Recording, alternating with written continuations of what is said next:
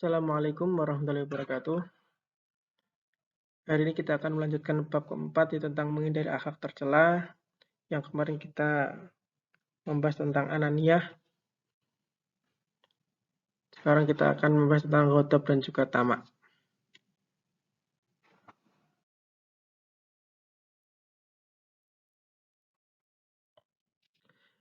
Ghadab dan dampak negatifnya. Ghadab itu artinya adalah marah. Ghadab termasuk sifat tercela karena marah itu bersumber dari setan. Rasulullah SAW bersabda, Innal ghadaba minasyaitani wa inna syaitana khuliqa min nar wa innama nudfa'un naru bil ma'i fa idza ghadiba ahadukum falyatawaddo. Artinya sesungguhnya marah itu dari setan dan sesungguhnya setan itu dijadikan dari api dan sungguh api itu dapat padam dengan air. Jika seseorang kamu marah, segeralah berwudu. Hadis riwayat Abu Dawud. Jadi marah itu termasuk sifat tercela. Bahkan Rasulullah bersabda bahwasanya marah itu berasal dari setan. Karena setan itu terbuat atau diciptakan dari api, maka ketika kalian marah, cara untuk mengurangi marah, emosi kalian itu segeralah berwudu. Karena wudu itu air, akhirnya kita jadi dingin. Intinya ketika marah, untuk meredakan marahnya, segeralah berwudu. Itu perintah atau mungkin sabda dari Rasulullah, perintah dari Rasulullah bahwasanya ketika marah segeralah berwudu agar marah kita cepat padam. Sekarang akibat buruk dari sikap ghadab. Yang pertama, tidak dapat berpikir tenang dalam menghadapi permasalahan. Jadi ketika marah, maka pikirannya tidak tenang. Orang marah itu biasanya tidak bisa berpikir dengan jernih. Bahkan sering menggunakan nafsunya ketimbang akalnya.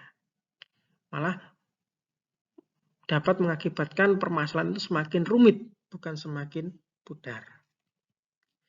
Tidak dapat menyelesaikan permasalahan secara baik berdasarkan pertimbangan pikiran sehat. Ya jelas tadi ketika marah, akhirnya apa? Masalah itu bukan semakin reda, malah semakin memburuk. Karena emosinya semakin tinggi, darahnya tinggi, akhirnya pikirannya tidak sehat. Jadi berpikirnya itu dengan pemikiran nafsu, pemikiran marah, akhirnya tidak menghasilkan solusi yang baik. Jika sering terjadi dapat menimbulkan tekanan darah tinggi dan membahayakan kesehatan jasmani dan rohani. Jika sering marah, darah tinggi, akhirnya apa? Dapat mengakibatkan penyakit jantung. Nah, akhirnya sering marah itu ya jantungnya juga bermasalah. Ghadab dapat menimbulkan kecewaan atau sakit hati orang lain. Otomatis ketika kita marah, kita emosi, tidak menggunakan akal pikiran sehat kita, akhirnya orang yang terkena dampak marah kita akhirnya sakit hati, kecewa. Kenapa kalau saya dimarahi? Sama seperti kalian ketika dimarahi siapapun, orang tua kalian atau guru kalian pasti merasakan sakit hati kan. Maka caranya apa ya? Jangan marah, biar tidak menyakiti hati orang lain. Dapat menimbulkan kerugian materi jika disertai dengan perbuatan anarkis. Apalagi ketika marah, terus dilanjutkan dengan perbuatan-perbuatan anarkis atau kekerasan.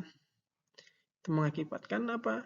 Ya malah bukan menyakiti hatinya, bahkan menyakiti fisik orang lain.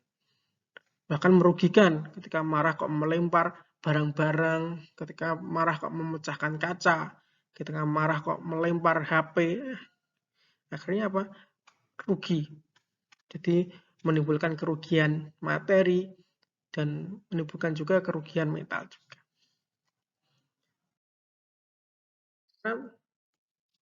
Kita membahas tamak dan dampak negatifnya. Secara bahasa, tamak berarti rakus. Sedang menurut istilah, tamak adalah cinta kepada dunia, harta atau hubud dunia. Terlalu berlebihan tanpa memperhatikan hukum haram yang mengakibatkan adanya dosa besar. Jadi intinya apa? Tamak di sini adalah terlalu rakus pada harta dunia. Akhirnya apa? Cara menghasilnya itu tidak memperhatikan apakah ini halal, apakah ini haram. Jadi apa? Pokoknya dia dapat harta bagaimanapun caranya. Bahkan sampai meninggalkan perintah-perintah Allah, meninggalkan ibadah, itu termasuk tamak yang sangat merugikan.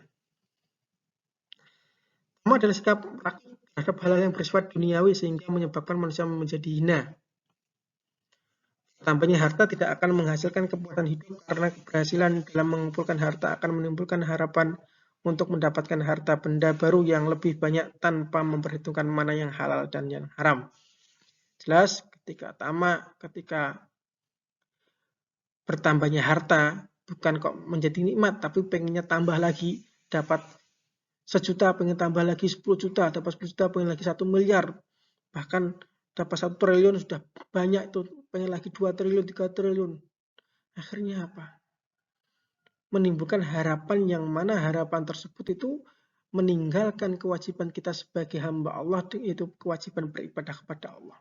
Bahkan sampai cara menghasilkannya itu tidak tahu apakah, tidak memperdulikan apakah ini halal atau haram. Jalan haram pun ditempuh untuk kepuasan hatinya, yang mana kepuasan terhadap harta itu tidak akan puas kecuali kita bersyukur. Jadi tamak itu ya cara menghindarinya gimana? Ya kita banyak bersyukur. Banyak qanaah, menerima apa yang diberikan Allah. Pada bab ketiga kemarin kita sudah membahas bagaimana syukur dan qanaah. Itulah cara bagaimana kita menghindari sifat tamak. Banyak bersyukur apa yang kita miliki, qanaah apa pemberian dari Allah.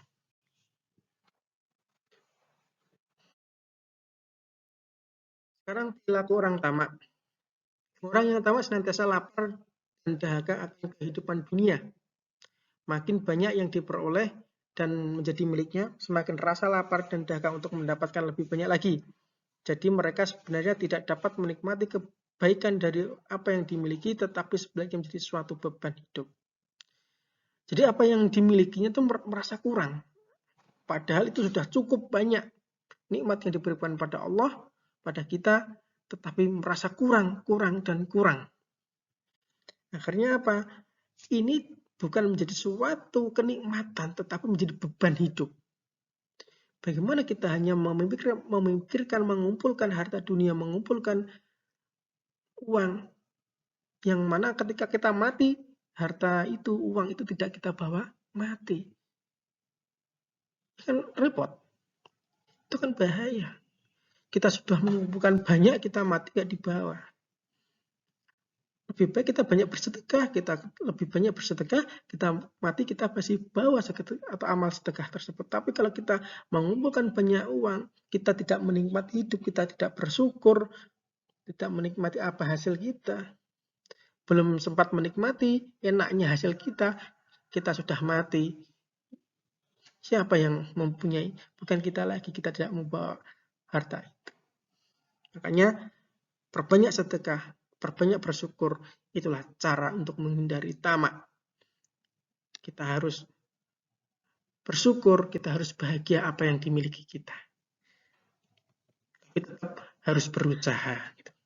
Kehidupannya hanya disibukkan untuk terus mendapatkan apa yang diinginkan.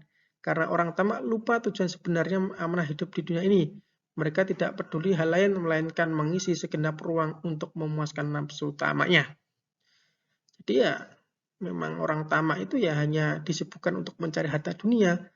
Lupa tujuan sebenarnya di dunia ini adalah beribadah. Bahwasanya Allah itu menciptakan manusia dan jin itu tujuannya untuk beribadah pada Allah. Akhirnya apa? Dia disebutkan dengan mencari harta, lupa akan beribadah kepada Allah.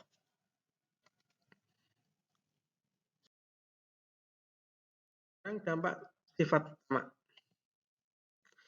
Sifat tamak ini akan menjerumuskannya ke dalam bahaya riya, serta akan mencabut kemanisan beribadah pada Allah dan akan menjadi orang rugi. Sebagaimana firman Allah, A'udzubillahi minasyaitonirrajim. Ya ayyuhalladzina amanu la tulhikum amwalakum wala auladukum an dzikrillah wa may yaf'al dzalika faulaika humul khasirun. Yang artinya, wahai orang-orang yang beriman, janganlah harta bendamu dan anak-anakmu membuatmu lalai dari mengingat Allah. Siapa yang berbuat demikian, mereka itulah orang-orang yang merugi.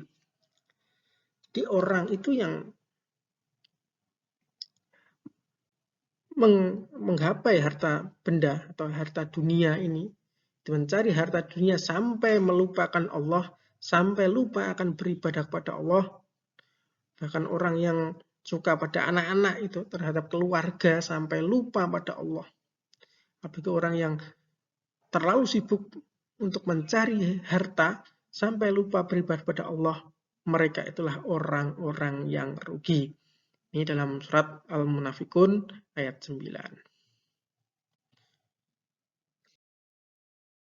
Ya, kita masuk pada tugas. Tugas menghindari sifat ghadab dan tamak. Tugasnya yaitu buka di CPT e-learning kelas kita. Terima kasih, itu yang bisa saya sampaikan. Kurang lebihnya mohon maaf. Assalamualaikum warahmatullahi wabarakatuh.